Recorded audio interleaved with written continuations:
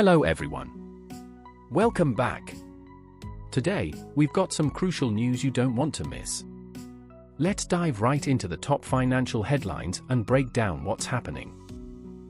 Today, all eyes in the global markets are on the US jobs report for October. This is the last major economic update before next Tuesday's election day. According to the Wall Street Journal, the headline reads, US added 12,000 jobs in October as storms sidelined workers. The unemployment rate remained steady at 4.1%. If you've been following this channel for a while, you probably know that the Wall Street Journal is often ahead of the game when it comes to interpreting key economic data. They're recognized as one of the most trusted sources out there. They've got legendary reporter Nick Timiraos, who's well connected with the Federal Reserve. When it comes to these big reports, what really matters is whether they might influence policy changes. Unlike China, the US government doesn't intervene in the economy as much. So, the market's focus is mainly on shifts in the Federal Reserve's monetary policy. The journal notes that the Labor Department reported a seasonally adjusted increase of just 12,000 jobs in October, a steep drop from the 223,000 jobs added in September. Wall Street had been expecting a gain of around 99,000 jobs, so this number is way below expectations, almost comically low. Another key point from the Labor Department is that the unemployment rate held steady at 4.1%, which aligns with Wall Street's expectations. The release of this report sparked some important conversations related to the election. Trump's campaign quickly called the jobs report a disaster, pointing to it as evidence of Harris's destructive impact on the economy. Harris's camp shot back, highlighting that unemployment is still low and that around 2.2 million jobs were created over the past year. The Wall Street Journal quoted Brian from the Boston Economic Institute, who suggested that factors like fall hurricanes and the Boeing strike contributed to the disappointing job numbers, possibly reducing new jobs by about 120,000. Without those issues, they might have seen over 130,000 new jobs added. The Labor Department acknowledged that some job data might have been affected by the storms, although they couldn't quantify the impact. They did mention that their surveys weren't designed to isolate extreme weather effects, but they added that the national unemployment rate wasn't significantly affected. In terms of wages, the average hourly earnings grew by 4% compared to last year, which is still solid growth. In the latter half of the report, the journal looked at whether this jobs data could have a significant effect on our understanding of the US economy. They referenced a Commerce Department report showing a 2.8% GDP growth for the third quarter, along with core inflation figures that are close to the Fed's target. Their conclusion? This data isn't likely to convince the Fed to bump up the planned 25 basis point rate cut to 50. The Wall Street Journal's insights stand out. They managed to cut through a lot of unnecessary noise that other media might throw at you. While many outlets are busy talking about how terrible this jobs report is and suggesting it might pressure the Fed to lower rates more aggressively due to cooling labor, the journal maintains a calmer perspective. They point out that there are some one-off factors involved and that overall macro data doesn't support a recession narrative. They boldly predict that, while there's no denying the jobs data fell short of expectations, it won't change the Fed's fundamental outlook. Interestingly, this jobs report hasn't really overlapped with the election narrative. Overall, the impact of this data on the election seems pretty minimal, regardless of how both parties might try to spin it. Here's the second important news item we want to share with you, and it's all about the latest on the US elections. There are two main stories to dive into. First up is a report from the Wall Street Journal about the Pennsylvania postmaster delivering ballots and how it's become part of a conspiracy theory. This has blown up quite a bit. If you're on X, formerly Twitter, you've probably seen that video making the rounds. It's gone viral. Some big names have even chimed in with their thoughts on it. According to the journal, in Pennsylvania, one of the most competitive states, this video has been shared over 13 million times and sparked accusations of fake ballots. The video implies there's election fraud happening in the state, showing a guy bringing in what looks like a box full of ballots to the county election office. Many people are interpreting this as him potentially stealing or swapping ballots. Regardless, it raises eyebrows. Why is this unidentified guy showing up at the county election office? With early voting at an all-time high, over 50 million Americans have already cast their ballots. This situation feels a bit wild. Typically, early voting was pushed by the Democrats, but this year, Republicans are jumping on that train too. There have been some strange incidents lately, like ballot boxes being set on fire in some states. So, this story about the mysterious guy showing up with a box only adds fuel to the fire. Today, the Republican Secretary of State for Pennsylvania, Al Schmidt, held a press conference stating that the video shows the acting postmaster simply delivering ballots to the Northampton County Election Office. In reality, he was just delivering mail, since many people are voting by mail. But not everyone is buying this explanation. Some conservatives are skeptical, pointing out that the guy wasn't in a postal uniform and that he drove a Volvo with Rhode Island plates, a state pretty far from Pennsylvania. Northampton County Executive Lamont McClure explained to the Journal that just because the employee had Rhode Island plates doesn't mean he's not a legitimate ballot courier. Still, even with that clarification, there are folks on X who are questioning things. This situation really highlights the anxiety and divisions people have leading up to the election. Now, the second story ties into the first one and helps explain why it's such a hot topic. The Journal's headline reads, "Pittsburgh is now the center of the political universe."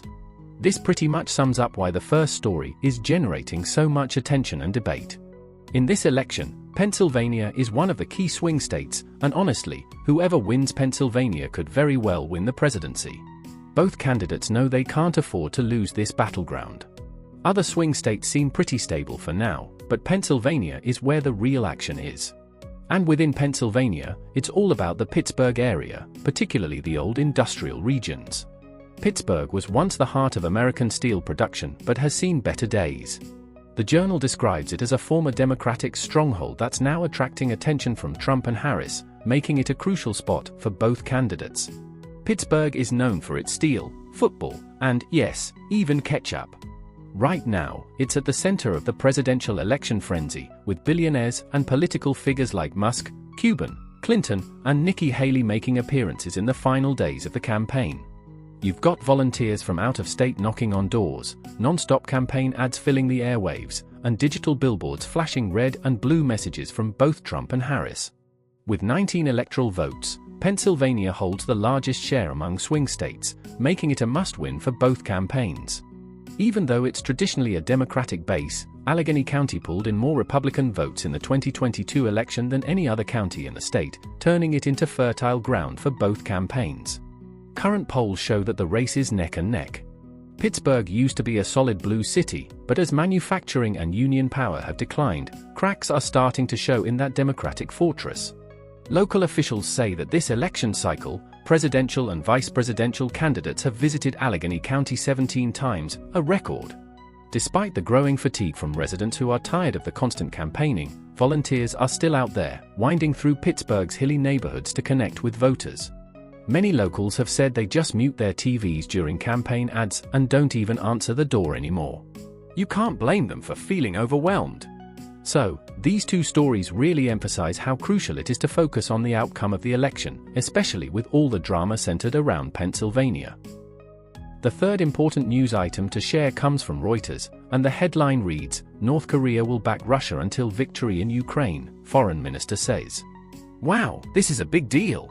Over the past couple of days, there's been a lot of chatter about North Korea sending people to help Russia with its invasion of Ukraine.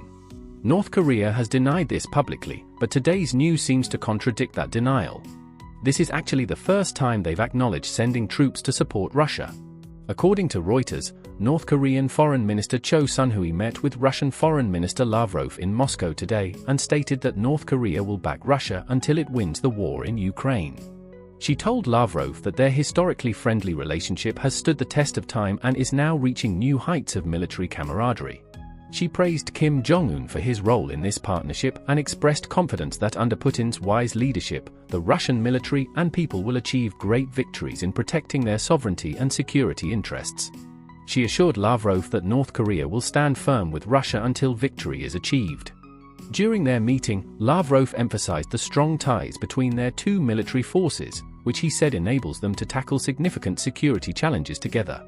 However, there's no mention of claims from the US, South Korea, and Ukraine that North Korea has sent 10,000 soldiers to Russia. Secretary of State Antony Blinken recently told reporters that the US is aware of about 8,000 North Korean soldiers arriving in the Kursk region of Russia, and he anticipates they'll be fighting in Ukraine soon. Lavrov was quoted saying that Russia appreciates North Korea's principled stance on the situation in Ukraine, blaming it on NATO's eastward expansion and the encouragement of openly racist regimes trying to eliminate everything Russian. He highlighted the close ties between their military and security sectors, which help them address critical tasks for the safety of their citizens. Now, here's my take on this news. North Korea's decision to send troops to Russia is a strategic move that takes advantage of the current political vacuum in the US with the upcoming elections. The Biden administration is keen to avoid any major external risks, whether it's in the Middle East or the Ukraine situation. Right now, the US government has pretty much frozen significant policy changes, so North Korea is seizing this opportunity. Ukraine is understandably upset about this development. Zelensky criticized the allies for their lack of response to North Korea's troop deployment in Kursk, pointing out that while they're only issuing condemnations and warnings, they aren't taking any real action. I think once the US elections are over, we can expect to see a stronger stance from the American government on this issue. Whether Trump or Harris wins, there will definitely be decisions made that could either favor Russia or Ukraine, moving us away from this current state of inaction. The fourth important news item to share comes from Bloomberg, and the headline reads, "All edges up on report Iran plans to attack Israel via proxies." So, here's the scoop: Iran might be gearing up to launch strikes against Israel from Iraqi territory in the coming days. As a result, international oil prices are spiking, refocusing market attention on the potential for conflict in the Middle East. West Texas Intermediate crude is up 3.2%, hovering around $71 a barrel, while Brent crude has surged past $74. According to two unnamed Israeli sources, Iran is planning attacks through Iran-backed militias in Iraq, likely using drones and ballistic missiles. The market seems to be buying into these rumors, especially since Iran's officials declared yesterday that this isn't over and that they're seeking revenge. Today's updates clarify that Iran's official stance is to retaliate against Israel, but they'll be doing it through proxy forces. So, they're looking to leverage their allied groups in Iraq to carry out these attacks. Now, here's my take: the US has long been frustrated with these Iranian-backed militias in Iraq. If Iran indeed uses these groups to hit Israel, it could give the US a reason to step in and strike hard against those militias in the name of defending Israel.